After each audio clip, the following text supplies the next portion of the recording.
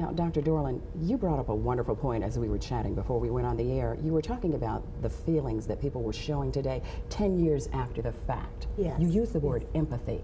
Yes, I spoke about empathy. I think we need to think about memory, remembrance, and I think the extent of the feelings that people had today had to do with how trauma affects our lives. Mm-hmm. Even though something happened 10 years ago and we hear people say, oh, get over it, go forward, the fact of the matter is the remembrance activates strong emotions that make one feel as though it's happening today, even though rationally everyone understands this is 10 years ago. However, the feelings are very much the way they were then. How do you encourage people? What do you offer to them to help them deal with these feelings? Well, I think it helps to verbalize the feelings. I think it helps to help people understand there is distance, that even though we saw it today and it felt like 10 years ago, we're really looking at it from the vantage point of today, and that we're not there. That we really, as time goes by, trauma does tend, if one's lucky, to kind of fade. And everyone, this nation was traumatized. We all were traumatized. Now, some people are going to react to trauma differently than other people. Some people who've been very traumatized in their lives may have a harder time snapping back, or what we psychologists call developing resilience. They may have a harder time with it. I love the comment that was made by one lady who spoke this morning at Ground Zero, Victoria Lockhart. She said, I've learned now that I am no longer, I don't call myself a survivor anymore. I am now a victor. You are a survivor by chance, but a victor by choice. And I thought, what a great way to put that. Fabulous. And you notice we didn't use the word victim. That is a whole different psychology, being a victim. To be a target is one thing, and our country was a target of massive terrorism. But victims, we were not victims. When I heard the children speaking about their parents who had died and their people talking about their children, so many of them said, God bless America, and this person is watching over us. There was a sense of not victimhood, not even survivorhood, but of being victorious over one's feelings and being able to manage those feelings and feeling resilient. Speaking of survivors, we have so many people who did make it out alive. But of course, the journey was only beginning for them. And they talk about the fact that it's been hard to get out of bed. One lady told me she hasn't had a good night's sleep in 10 years. Another lady talked about she resorted to homelessness and alcoholism. What is being done to help the survivors? We totally appreciate what all the people who loved someone and lost are going through.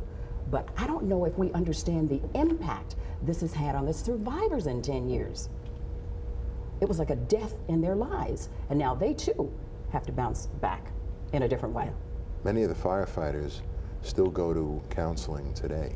The counseling unit of the fire department had to come up with extraordinary means to take care of the firefighters, the families, and even till today, they still go to counseling. So it's not just like it happened in 2001 and 2002. It still continues today that some of these firefighters and their families meet on a weekly basis to talk about things and to try and get over it. And that's something, go ahead, Dr. That's Dorlen. torment. That's an example of trauma. And being able to receive counseling, good help, can be helpful. And some people have a different reaction to trauma than other people do.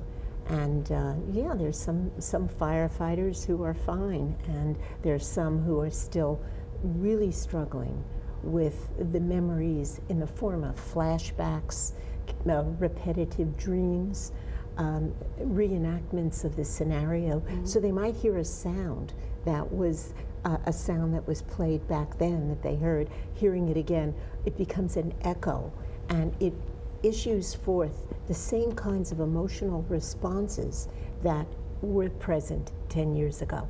So that's where the need for the counseling is, to kind of break that cycle, so that every time a person hears an ambulance or a loud noise, they don't get to reactivate the trauma. Their heart races and they start to panic again. Exactly. Right now we have Peter on the phone. Peter is from Sparta. Peter, you also have a 10-year-old daughter. Thank you very much for joining us. Thank you. Yes, my daughter obviously was born 3 weeks before September 11th. I could remember how I felt. You know, it was a happy moment in our lives having our daughter come into our lives. She's our second child. But I could tell you I felt quite scared and alarmed. What kind of a world did I bring my daughter into? And so here we are 10 years later, and you know, as my daughter got older, she would come to learn about September 11th.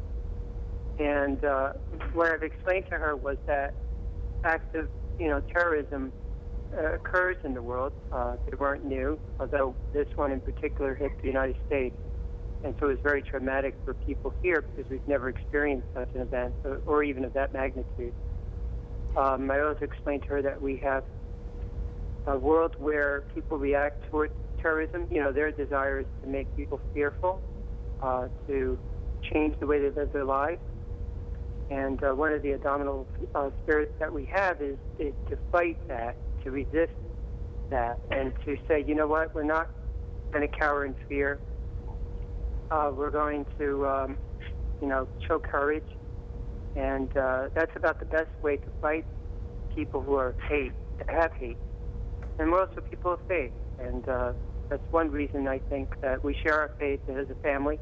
It brings us closer and stronger, and has sustained us so that we don't live in fear.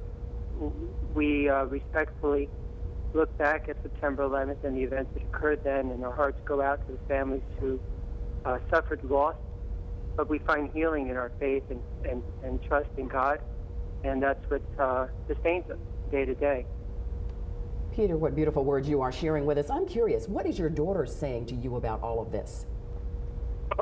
She's asked, you know, why would people do such acts of violence, you know, against us? And what I did was explain it as truthfully as I can. You know, that people have different religious ideologies or political views, and that's what, you know, and it's based on hate too. Hate is a very powerful emotion and would cause people to act in such a way. So what I try to do is honestly, as she grew up, is answer those questions as best as I can, age-related, you know, exactly. to her comprehension. There's a beautiful and I think that well, she's benefited because she's still innocent. You know, being 10 years old, she's still an innocent. She's still a child. She still has a lot of love in her heart. Appreciates people. Is friendly, outgoing. So, and that in spite of the things that we see going on in the world. Peter, it sounds like you're doing your very best to bring up your daughter the way you'd like to in the world with so many things that kids have to deal with. Dr. Dorlen, how do you maintain that balance as a parent? Because children really only have 10 good, thank you, Peter, they only have 10 good years to really be a child before the hormones kick in and they start becoming adults like us. So how do you maintain that balance for them? And yet teach them you can't be too trusting. Yeah. Well, that's right. I mean, many parents want to overprotect their children, and parents have a responsibility to do the kind of protection and provide safety for their children. It's hard to do that when parents are frightened themselves. So parents have to have an attitude that they do have a responsibility to help their children be careful, recognize that not every situation in the world is a safe one, but at the same time, we can have children brought up with so much fear that they can't go forth, and that all they want to do is huddle home with their parents hovering over them. Because things can happen at home.